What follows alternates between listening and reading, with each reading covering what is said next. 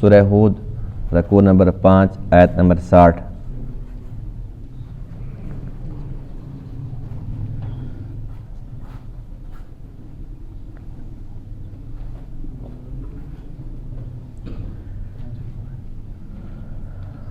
اعوذ باللہ من الشیطان الرجیم،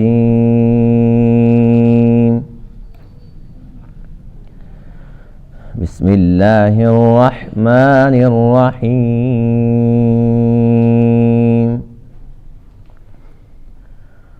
وَإِلَى ثَمُودَ أَخَاهُمْ صَالِحًا قال يا قوم اعبدوا الله ما لكم من إله غيره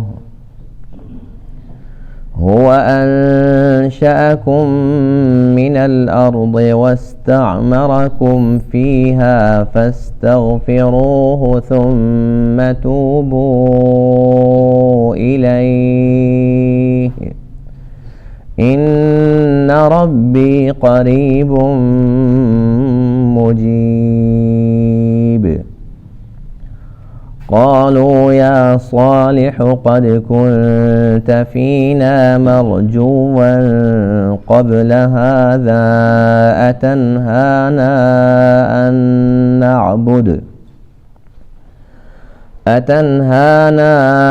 أن نعبد ما يعبد آباؤنا وإننا لفي شك مما تدعونا إليه مريب۔ قال يا قوم أرأيتم إن كنت على بينة من ربي وآتاني منه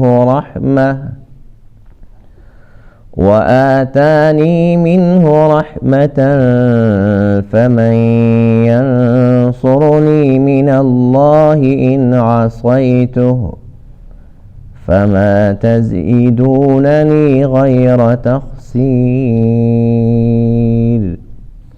صدق اللہ العظیم۔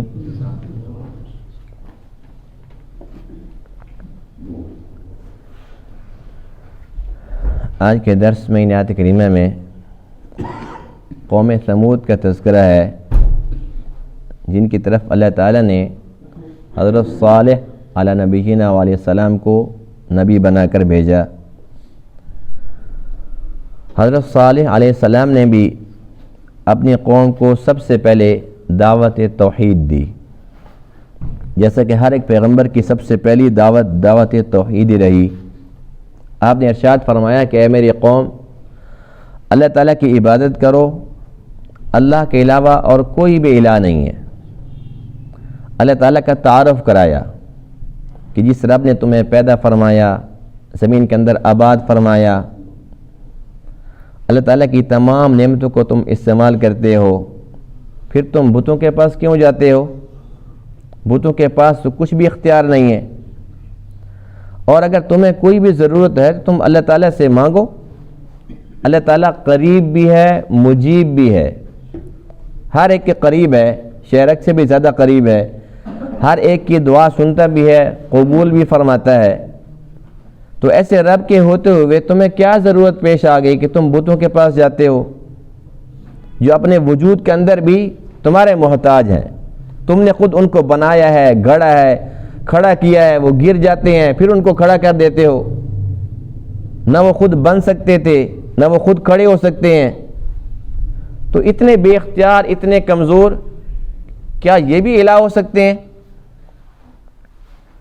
چونکہ قوم ثمود شرک کی لت کے اندر مبتلا تھی، حد درجے کے مشرک بنے ہوئے تھے، کہنے لگے اے صالح، آپ سے یہ امید نہیں تھی۔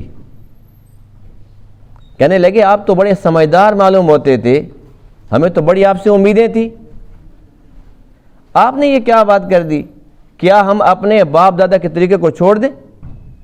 کیا ہمارے باپ دادا سارے کے سارے وہ بے وقوف تھے، پاگل تھے؟ کہنے لگے ہمیں تو آپ کی بات پہ یقین نہیں آ رہا۔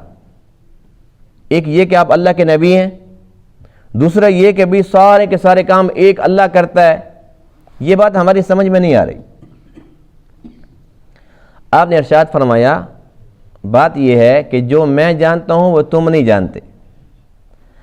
اللہ تعالیٰ کی طرف سے میرے اوپر وحی اترتی ہے, اللہ تعالیٰ کی طرف سے میرے اوپر خاص رحمت نازل ہوتی ہے جو تمہیں نظر نہیں آ رہی. میری بات کا یقین کر لو, جس چیز کی طرف تم مجھے بلا رہے ہو, جو امیدیں تمہیں ہیں مجھ سے, وہ میرے لیے بھی ممکن نہیں ہے. اس لیے کہ اللہ نے مجھے آنکھیں عطا فرمائی ہیں, اللہ تعالیٰ نے مجھے دکھا دیا کہ حق کیا ہے, باطل کیا ہے, سچ کیا ہے, جھوٹ کیا ہے. میں تو دیکھ رہا ہوں, دیکھنے کے باوجود کیسے ممکن ہے کہ میں تمہاری باتوں میں آ جاؤں؟ اگر میں نے خدا نہ خواستہ ایسا کر لیا تو یہ بڑے نقصان کا سودا ہوگا. اس لیے ایک ہی راستہ ہے کہ تم میری بات مان لو, اللہ تعالیٰ کو وحدہ لا شریک مان لو, دنیا کے اندر بھی مزے کے ساتھ جیو گے اور پھر ہمیشہ ہمیشہ کے لیے تمہارے مزے بن جائیں گے. قوم نے کیا جواب دیا, اس کے بعد پھر قوم کے نافرمانی کے بعد ان کے اوپر کیا عذاب آیا, کیسے عذاب آیا, اس کا ذکر انشاءاللہ آئندہ درس میں ہوگا. اس کا ترجمہ دیکھیے. وَإِلَىٰ ثَمُودَ أَخَاهُمْ صَالِحًا, اور ہم نے رسول بنا کر بھیجا قوم ثمود کی طرف ان کے بھائی صالح کو. قال یا قوم اعبدوا اللہ, آپ نے فرمایا کہ اے میری قوم تم اللہ تعالیٰ کی عبادت کرو. ما لکم من الہ غیرہ, تمہارے لیے کوئی بھی الہ نہیں ہے اس کے سوا. هو انشأکم من الارض, اللہ وہ ذات ہے جس نے تمہیں پیدا فرمایا زمین سے, اس لیے کہ انسان کی ابتدا تو مٹی سے ہے نا. فرمایا کہ ایک تو زمین سے تمہیں پیدا فرمایا, واستعمرکم فیہا, پھر تمہیں اس زمین کے اندر آباد فرمایا. جو کچھ تم نے غلط کام کیے ہیں, جو کچھ تم نے شرک کیا ہے, فاستغفروہ, تم اللہ تعالیٰ سے مغفرت طلب کر لو, استغفار کر لو. ثم توبوا الیہ, پھر تم اس کے سامنے توبہ کر لو. ان ربی قریب, بے شک میرا رب قریب ہے, مجیب, دعا قبول کرنے والا ہے. قالوا, وہ کہنے لگے, یا صالح, اے صالح, قد کنت فینا, تحقیق تو تھا ہمارے درمیان, مرجون, امید کیا ہوا, یعنی کہ ہمیں آپ سے بڑی امیدیں تھی. قبل ھذا, اس سے قبل. اب جو آپ نے باتیں شروع کر دی نا کہ ایک اللہ سے ہوتا ہے اور ایک اللہ سارے کام کرتا ہے, اس سے پہلے پہلے, ان باتوں سے پہلے پہلے ہمیں بڑی امیدیں تھی آپ سے, اور ہم سمجھتے تھے کہ آپ بہت لائق ہو, بڑے ذہین ہو, بڑے سمجھدار ہو. لیکن اب جو آپ نے بات کی ہے تو ہم بڑے حیران ہو رہے ہیں. اتنہانا, کیا تو ہمیں روکتا ہے, ان نعبد, اس بات سے کہ ہم عبادت کریں, ما, ان چیزوں کی, یعبد آباؤنا, جس کی عبادت کرتے تھے ہمارے آبا و اجداد. وَإِنَّنَا لَفِي شَكٍّ مِّمَّا تَدْعُونَا إِلَيْهِ مُرِيبٍ, اور بے شک ہم البتہ شک میں پڑے ہوئے ہیں اس چیز میں جس کی طرف تو ہمیں بلاتا ہے, ہمیں تیری باتوں پہ یقین نہیں آ رہا. قالا, آپ نے فرمایا, حضرت صالح نے فرمایا, یا قومی, اے میری قوم, ارأیتم, تمہارا کیا خیال ہے, ان کنت علی بینۃ من ربی, اگر میں واضح دلیل پر ہوں, من ربی, اپنے رب کی جانب سے, وآتانی منہ رحمۃ, اور اس نے مجھے عطا کی ہو خاص رحمت, فمن ینصرنی من اللہ, پھر کون میری مدد کرے گا اللہ کے علاوہ, ان عصیتہ, اگر میں ہی اس کی نافرمانی کروں. فما تزیدوننی غیر تخسیر, بس تم نہیں اضافہ کرتے میرے بارے سوائے نقصان کے, غیر تخسیر, سوائے نقصان کے, تمہاری باتوں میں صرف اور صرف نقصان ہے, اس لیے اس کی تم مجھ سے توقع نہ رکھو.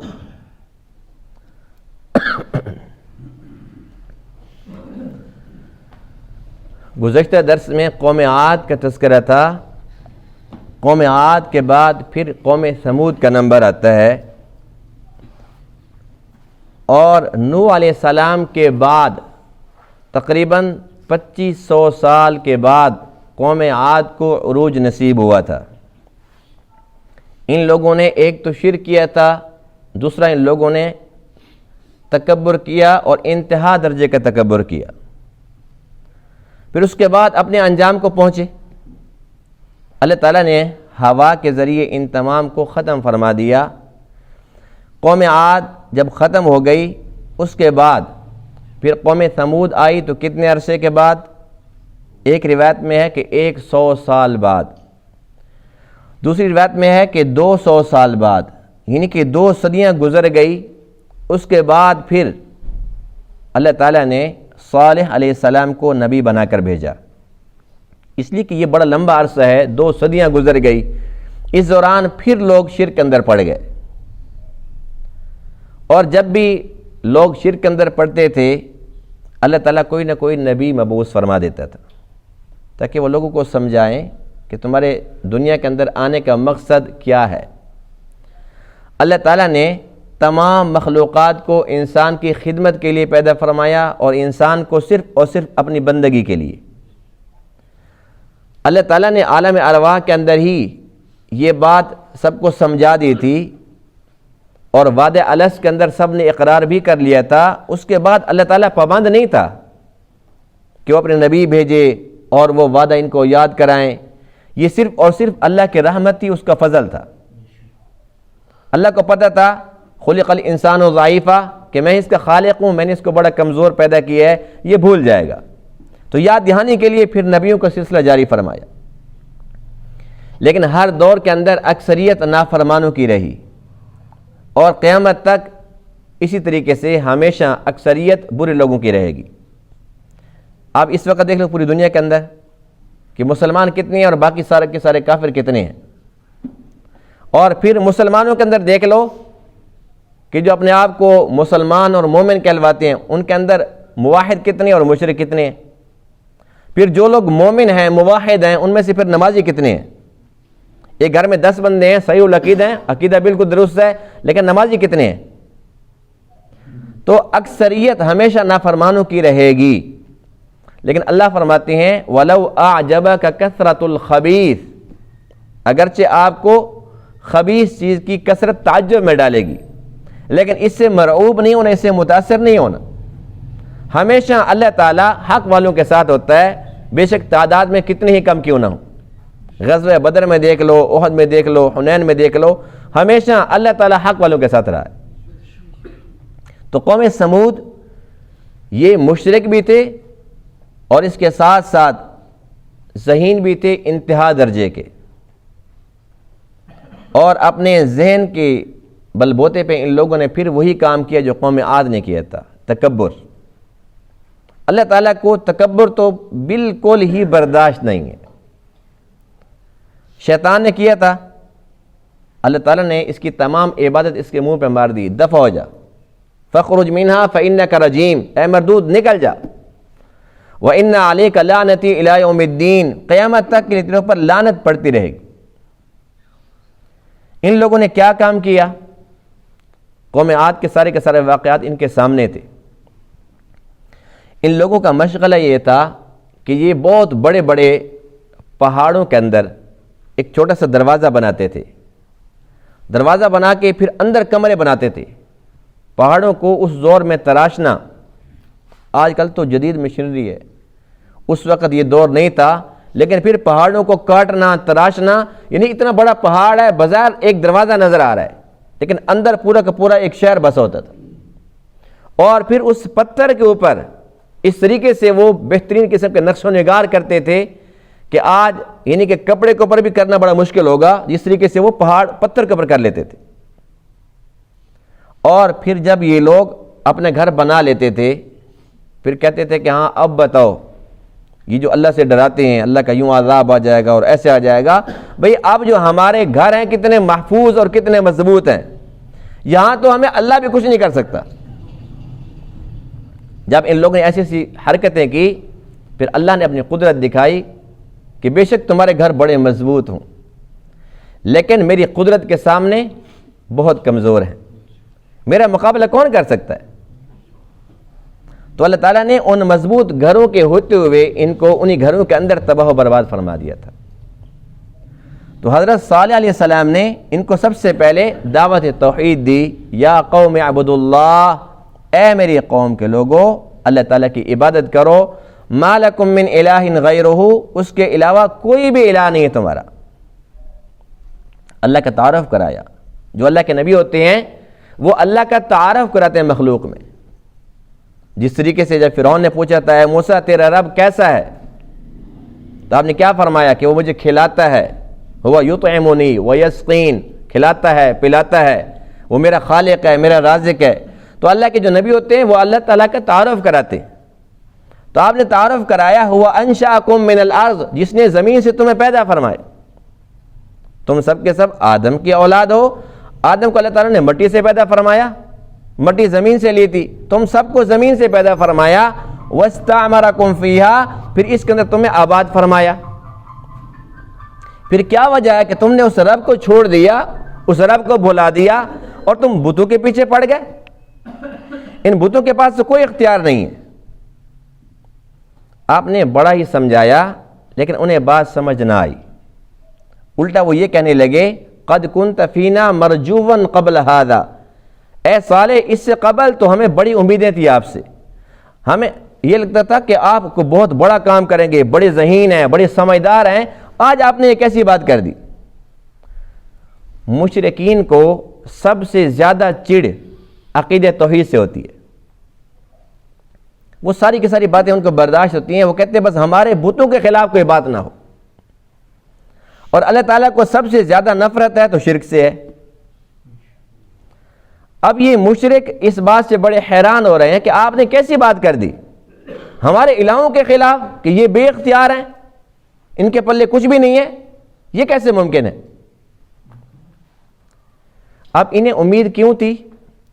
اس لیے کہ ان کے بتوں کے خلاف کبھی آپ نے بات نہیں کی تھی۔ جب اللہ کا امر آیا، جب اللہ تعالیٰ نے آپ کو نبی بنا کر بھیجا، جب اللہ نے حکم دیا کہ میرا پیغام پہنچاؤ، تبھی آپ نے بات کرنی تھی نا۔ تو جب تک یہ بات نہیں کی تھی تب تک آپ بہت اچھے تھے۔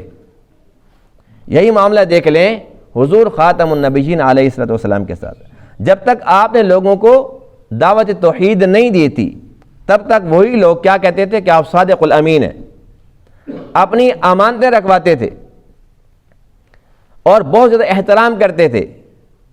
جیسے ہی آپ نے فرمایا کہ لا الہ الا اللہ پڑھ لو کامیاب ہو جاؤ گے، تو سب کے سب جو اپنے تھے وہ پرائے بن گئے۔ اپنے خاندان کے لوگ، سگا چاچا ابو لہب، وہ پتھر برسانے لگے، اپنے دشمن بن گئے۔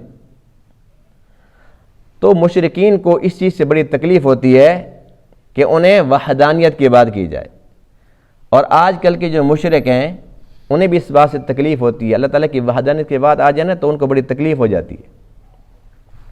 اللہ تعالیٰ نے قرآن مقدس میں ایسے بندوں سے شکوہ فرمایا ہے۔ اللہ کا شکوہ حق ہے یا باطل ہے؟ اللہ نے شکوہ فرمایا کہ آج کل معاملہ یہ ہے، اور حقیقت یہ ہے کہ جو اللہ نے نقشہ قرآن مقدس میں بتلایا نا، ہم اپنی آنکھوں سے دیکھ رہے ہیں آج۔ ہمیں ویسے بھی یقین الحمدللہ، کیونکہ اللہ کی بات ہے، اللہ نے اپنی آنکھوں سے ہمیں دکھا دی ہے۔ اللہ فرماتے ہیں اذا ذکر اللہ وحدہ اشمئزت قلوب الذین لا یؤمنون بالآخرہ، جب اذا ذکر اللہ وحدہ، جب اللہ کی وحدانیت کی بات آ جاتی ہے، ایک محفل لگی ہوئی ہے، مجلس ہے، کہیں پر جلسہ ہو رہا ہے، جب اللہ کی وحدانیت کا جب ذکر شروع ہو جاتا ہے، اشمئزت، اب ان کے جو دل ہے نا وہ بجھے پڑے، ایسے بیٹھے ہیں گم سم بیٹھے ہیں، کہتے ہیں جی بس آج بڑا کوئی خشک موضوع تھا، مزہ نہیں آیا۔ ایسے بیٹھے ہیں جس طریقے سے کوئی ان کے اوپر بس کوئی موت کا فرشتہ کھڑا ہوا ہے، ایسے گم سم پریشان بیٹھے ہو۔ وَإِذَا ذُكِرَ الَّذِينَ مِن دُونِهِ، فرمایا کہ جب اللہ کے علاوہ اللہ کے غیر کا ذکر ہو جائے، اِذَا هُمْ يَسْتَبْشِرُونَ، ایسے حشاش بشاش اور فوراً خوش ہو جاتے ہیں اور کہتے ہیں وجد طاری ہو گئی، حق حق کے نعرے لگاتے ہیں۔ یعنی کہ اللہ کی وحدانیت پہ مزہ نہیں آتا۔ اللہ کا غیر کون ہے؟ بے شک وہ اللہ کے ولی ہوں، اللہ کے نبی ہوں، اللہ تو نہیں ہے نا۔ تو اللہ تعالیٰ نے شکوہ کیا ہے کہ کیا میری کوئی حیثیت نہیں ہے، میری کوئی وقت نہیں ہے تمہارے دلوں کے اندر، میری توحید پہ تمہیں تکلیف ہوتی ہے؟ یہ اللہ تعالیٰ نے قرآن مقدس میں شکوہ فرمایا۔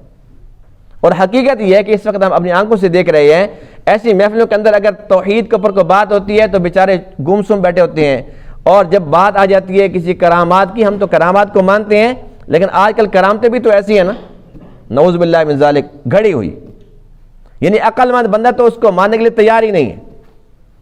اور جب وہ کوئی ایک بندہ ایسے قصیدے شروع کرتے جی ہمارے جو ولی صاحب ہیں، جو ہمارے پیر و مرشد صاحب ہیں، وہ 17 سال تک سوئے نہیں ہیں، یہ کرامت آج کل چل رہی ہے۔ اور اس پیر کو دیکھو تو استغفار کرتا ہے بندہ کہ استغفر اللہ، یہ پیر ہے، لیکن اس کی کرامت کیا مشہور کی؟ 17 سال سے سویا نہیں ہے، حق حق، سبحان اللہ سبحان اللہ، لوگ نعرے لگاتے ہیں۔ تو اس پہ اللہ تعالیٰ ناراض ہوگا کہ نہیں ہوگا؟ ایسی بات جو جھوٹی ہے، جھوٹ پر تمہیں وجہ طاری ہو گیا، جو سچی بات تھی، اللہ کی بات تھی، اللہ کے نبیوں کی بات تھی، اللہ کی توحید کی بات تھی، اس پر تم کہاں پہ مر گئے؟ تب تم نے کیوں نہیں کہا حق حق، اللہ حق؟ تو ان لوگوں کو اس بات سے تکلیف ہوئی، کہنے لگے قد کنت فینا مرجوا، اے صالح ہمیں بڑی امیدیں تھی آپ سے، لیکن قبل ھذا، اس سے قبل آج ہم بڑے حیران ہو رہے ہیں کہ آپ نے یہ کہا کہ بھی ایک اللہ سے سارا کام ہوتا ہے۔ وہی فلسفہ جو تمام مشرکین کا رہا ہے، مشرکین مکہ نے بھی یہی کہا تھا نا، اجعل الآلہۃ الہا واحدا، کیا سارے الہ ختم، ایک الہ؟ ان ھذا لشیء عجاب، یہ بڑی تعجب والی بات ہے۔ تو ان لوگوں نے اللہ کے نبی صالح کی بات نہیں مانی اور اس پر اعتراضات شروع کر دیے کہ ہم تو آپ کو نبی نہیں مانتے، آپ کے پاس کیا پروف ہے، کیا نشانی آپ کے پاس کہ اللہ تعالیٰ کے سچے نبی؟ آپ نے انہیں بڑا سمجھایا۔ یہ لوگ دیکھو دنیاوی لحاظ سے کتنے سمجھدار تھے۔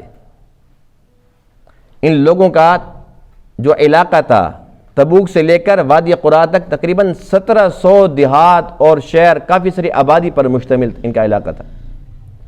جب حضور علیہ الصلوۃ والسلام تبوک کی طرف روانہ ہوئے تو راستے کے اندر ان کی بستیوں سے گزر ہوا۔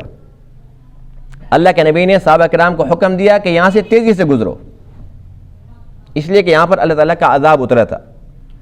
تو اللہ کے نبی کی تعلیمات کیا ہیں کہ جہاں پر اللہ کا عذاب نازل ہوتا ہے وہاں پر رکنا نہیں چاہیے، تیزی سے گزرو۔ گزرنا تو مجبوری تھی لیکن رکنا نہیں ہے۔ اور ہمارا طرز عمل کیا ہے؟ ہمیں پتہ ہے کہ فلاں جگہ اللہ تعالیٰ کی ناراضگی ہے، مثال کے طور پر بحر میت، جسے بحر مردار بھی کہا جاتا ہے، جہاں پر لوط علیہ السلام کی قوم پر عذاب آیا تھا، اللہ تعالیٰ نے اس بستی کو الٹ دیا تھا۔ فجعلنا عالیہا سافلہا، جبرائیل آئے اور بستی کو پورا اٹھایا، بہت اوپر تک لے گیا، آسمان تک، پھر اس کو الٹا دیا۔ اب وہاں پر لوگ جاتے ہیں اور جا کر وہاں پر ہوٹل بنے ہوئے ہیں، قیام کرتے ہیں، کھاتے ہیں پیتے ہیں، تصویریں بنواتے ہیں۔ یعنی کہ ہم لوگوں کو یہ بھی شعور نہیں ہے کہ جہاں پر اللہ تعالیٰ کی پھٹکار پڑی ہوئی ہے، اللہ کے نبی نے فرمایا کہ تیزی سے گزرو، لیکن ہمیں کوئی ڈر خوف نہیں ہے۔ ہم سمجھتے ہیں تو ایک تفریح کی بات ہے، یہ تو ایک سرگاہ ہے۔ تو جہاں پر بھی اللہ تعالیٰ کا عذاب اترتا ہے، ہمیں پتہ چل جائے کہ یہاں پر اللہ کا عذاب اترا تھا، تو ہمارے لیے بھی سنت طریقہ کیا ہے کہ وہاں تیزی سے گزر جائے۔ دوسرا یہ کہ یہ لوگ دیکھو دنیاوی لحاظ سے کتنے سمجھدار تھے کہ اپنے محلات بنانے، نقش و نگار، اور آج تک ان کی یادگار باقی ہے، ابھی تک ان کی یادگار موجود ہیں، اور وہاں پر عبرانی، سریانی، کافی زبانوں کے اندر کافی سارے الفاظ، کافی سارے جملے، کافی ساری باتیں بھی لکھی ہوئی ہیں۔ ایسے لوگ جو دنیاوی لحاظ سے بڑے سمجھدار ہوں لیکن انہیں اپنی آخرت کی زندگی کے بارے میں کچھ بھی خبر نہ ہو، اللہ کا قرآن کہتا ہے یعلمون ظاہرا من الحیات الدنیا، دنیا کی ظاہری چیزوں کو تو جانتے ہیں، وہم عن الآخرۃ ہم غافلون، لیکن آخرت سے بالکل غافل ہیں۔ یعنی اللہ تعالیٰ کو ایسے لوگ پسند نہیں ہیں۔ تو اس سے ہمیں کیا سبق ملتا ہے کہ اگر ہم دیکھتے ہیں بھی ایک بندہ ایسے یہ وہ بڑا سائنسدان ہے، اس نے ایٹم بم بنا لیا، ہوائی جہاز اس نے ایجاد کر لیا تھا، ہواؤں کے اندر اڑ رہا ہے، لیکن وہ ہے غیر مسلم، اللہ کی وحدانیت، اللہ کے نبی کی نبوت و رسالت اور قیامت کا وہ منکر ہے، ہم کیا کہیں گے؟ عقل مند ہے کہ بے وقوف ہے؟ دنیاوی لحاظ سے تو اس کو بڑا پروٹوکول ہے، بھئی سائنسدان ہے، یہ بہت بڑا انجینئر ہے، بڑا فلاسفر ہے، لیکن اللہ اور اللہ کے رسول کے نظروں میں یہ ہیرو نہیں ہے، زیرو ہے۔ تو اس لیے اللہ تعالیٰ نے، اللہ کے نبی نے کہیں پر یہ منع نہیں فرمایا کہ دنیاوی تعلیم، یہ فن تم اس پر محنت نہ کرو، اس کو حاصل نہ کرو، لیکن اس کو مقصود نہ بناؤ۔ مقصود وہ علم ہے۔ آج کل لوگ مثالیں دیتے ہیں، اللہ کے نبی نے فرمایا تھا کہ تمہیں چین بھی جانا پڑے تم علم حاصل کرنے جانا، اور ان کو یہ پتہ نہیں ہے کہ کس علم کے بارے میں فرمایا تھا۔ یہ نہیں فرمایا تھا کہ تم دوسرے علوم، اصل علم وہ ہے جس سے اللہ تعالیٰ کی معرفت حاصل ہو، جس سے اللہ تعالیٰ کی پہچان آئے، جس میں اللہ تعالیٰ کا تصور ہی نہ ہو، انسان کو داڑیا بنا دے، وہ علم تھوڑی ہے۔ اللہ کے نبی نے اس علم کے بارے میں تھوڑی فرمایا تھا کہ تم وطن چھوڑ دینا، بڑی قربانیاں دینا، سب کچھ بیچ بچا کے چین تک جانا پڑے چلے جانا، ہرگز نہیں۔ اس لیے دنیاوی جو تعلیم ہے حقیقتاً وہ ایک فن ہے، کیونکہ اس تعلیم کے جو موجد ہیں یا جو اس تعلیم کے دل دادا ہیں، ان کا مقصد شروع سے کیا ہوتا ہے؟ بھئی میں نے بچے کو کیا کرانا ہے؟ M Phil P H D کرا کے اس کے بعد پھر اس کو نوکری لگوانی ہے۔ اس کو میں نے ڈاکٹر بنانا ہے، مقصد کیا ہے؟ بھی زیادہ پیسہ کمائے گا۔ اس کو میں نے سائنسدان بنانا ہے، پھر زیادہ پیسہ کمائے گا۔ یعنی شروع سے ابتدا سے ہی مقصد یہی ہوتا ہے کہ اس کو میں نے وہاں تک پہنچانا ہے، پھر یہ کمائے گا۔ جب مقصد ہی کمائی ہے تو وہ فن ہوا نا۔ جس طریقے سے دوسرے فنون ہے، یہ بھی ایک فن ہے۔ علم وہ ہے جس سے اللہ تعالیٰ کی معرفت حاصل ہو، جس انسان کو پتہ چلے کہ اللہ نے مجھے پیدا کیوں کیا، دنیا کے اندر کیوں بھیجا، اللہ کی چاہت کیا ہے، اللہ نے مجھے ہاتھ کیوں دیے ہیں، میں نے ان کو کیا کرنا ہے، آنکھیں کیوں دیے ہیں، یہ کان کیوں دیے ہیں، یہ سب کے سب اعضاء کیوں دیے ہیں، یہ علم بتلائے گا۔ اور یہ علم کہاں سے ملتا ہے؟ اللہ کے نبیوں سے ملتا ہے۔ تو اللہ اور اللہ کے رسول کی چاہت کیا ہے کہ ہر ایک انسان اپنی آخرت کی فکر کرے۔ اس لیے حدیث پاک میں ہے کہ الکیس من دان نفسہ وعمل لما بعد الموت، عقل مند تو وہ ہے کہ جو اپنی خواہشات کو دبا کے رکھے اور مرنے سے پہلے مرنے کی تیاری کر لے۔ فرمایا کہ والعاجز، بے وقوف انسان وہ ہے کہ جو اپنی خواہشات کی پیروی کرتا ہے، وتمنا علی اللہ، اللہ پہ آرزویں باندھتا ہے۔ یعنی نماز پڑھنی نہیں ہے، روزہ رکھنا نہیں ہے، اللہ کے قریب آنا نہیں ہے، لیکن ایک ہی بات ہے، شیطان نے اس کو پڑھا رکھی ہے، اللہ بڑا غفور الرحیم ہے، وہ کرم کر دے گا۔ جی جنت میں کس نے جانا ہے؟ ہم نہیں جانا۔ اللہ نے جنت کس کے لیے بنائی؟ ہمارے لیے بنائی ہے۔ ایک ہی فلسفہ ہے بھئی، یہ بات تو پتہ ہے کہ اللہ نے کس کے لیے جنت بنائی ہے، یہی پتہ ہے کہ تجھے کس لیے بنایا ہے، یہ پتہ نہیں۔ تو اس بات کی ضرورت ہے کہ ہم خود بھی اور اپنے آنے والی نسل کو بھی ایسی تعلیم ضرور دلوائیں جس سے انہیں پتہ چلے کہ حلال کیا ہے، حرام کیا ہے، جائز اور ناجائز کیا ہے، میری زندگی میں آنے کا مقصد کیا ہے، اللہ اس کے حبیب کی چاہت کیا ہے کہ مجھے کیا کرنا ہے، کیا نہیں کرنا، کیا میں خود مختار ہوں یا میں پابند ہوں۔ انشاءاللہ اگر ہم کوشش کرتے ہیں اور اس کوشش کے اندر کامیاب ہو جاتے ہیں تو یوں سمجھ لیں کہ ہم نے قرآن کی روح کو سمجھ لیا، اللہ تعالیٰ کی منشا کو سمجھ لیا کہ بس اللہ تعالیٰ کی چاہت کیا تھی، باقی جو نصیب ہے وہ تو ملنا ہی ملنا ہے۔ ہم بچوں کو دینی تعلیم دیں، دنیاوی تعلیم دیں، کوئی فن سکھائیں، جو نصیب ہے وہ تو ملنا ہی ملنا ہے۔ لیکن اللہ نے قرآن مقدس میں فرمایا کہ جو میرے راستے میں کوشش کرتا ہے تو میں اور بڑھا کے دیتا ہوں، نزید لہو فی حرثہ، میں اور اضافہ کر کے دیتا ہوں۔ ومن کان یرید حرث الدنیا، جو دنیا کی کھیتی مانگتا ہے نا، پھر یہ نہیں کہ بس جو مانگتا ہے تو وہاں لے لے بھائی، نؤتیہ منہا، کچھ دے دیتے ہیں۔ جب انسان محنت کرتا ہے، کوشش کرتا ہے، فرمایا کچھ نہ کچھ دے دیتے ہیں، سارا نہیں دیتے۔ لیکن جس کا مقصود صرف اور صرف دنیا ہو، ما لہ فی الآخرۃ من نصیب، اس کا آخرت میں کوئی حصہ نہیں۔ کیا فائدہ ایسی زندگی کا جس کے بارے میں اللہ فرماتے ہیں کہ آخرت میں تمہیں کچھ نہیں ملے گا، دنیا میں جتنا بھی مل جائے الحمدللہ، کیونکہ جتنا بھی مل گیا اتنا تو ہماری اوقات ہے ہی نہیں، جتنا مل چکا ہے۔ سب سے بڑی دولت جو ایمان کی دولت اللہ نے جب وہ دے دی ہے، باقی ساری چیزیں اس کے تابع ہو گئی ہیں۔ تو اس بات کی ضرورت ہے کہ ہم خود بھی اپنی زندگی صحیح رخ پر چلائیں، اور زیادہ ضرورت اس بات کی ہے کہ اپنی نسل کو سیدھے راستے پر چلا کے جائیں۔ خدا نہ خاصہ اگر ہماری نسل بگڑ گئی، ہم مر جائیں اور ان کو یہ پتہ نہ ہو کہ جنازہ کیسے پڑھنا ہے، غسل کے لیے لوگوں کو بلا رہے ہیں، او بھائی اس کو غسل کیسے دینا ہے، اور بندہ نہ مل رہا ہو، ایسی تعلیم کا زندگی کا کیا فائدہ؟